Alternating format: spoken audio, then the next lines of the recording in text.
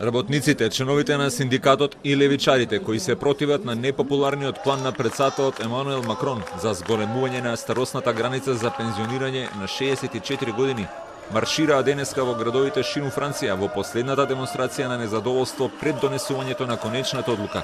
Дали одлуката на шефот на државата ги задоволува уставните стандарди.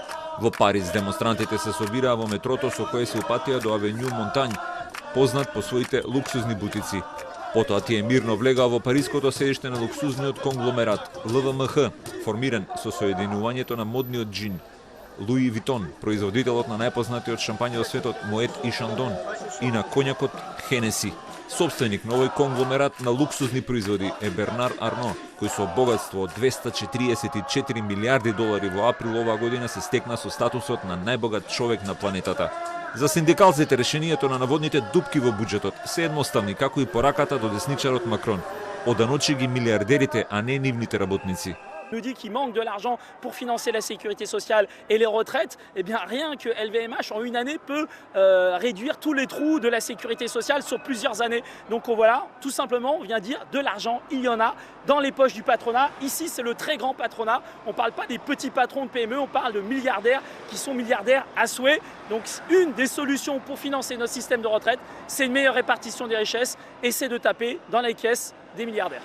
Француските полицајци го обезбедуваат уставниот совет, а безбедноста ја проверуваше и шефот на полицијата во Париз Лорен Нунјес. Владата апелира на спречување на можните инциденти, бидејќи на 9 суди им е потребен мир за да може да ја завршат својата работа. Протестите против планот на Макрон уште од јануари ги предводат 8 синдикати во навистина ретка демонстрација на работничка солидарност, додека им се придружија и Сдруженијата на студентите.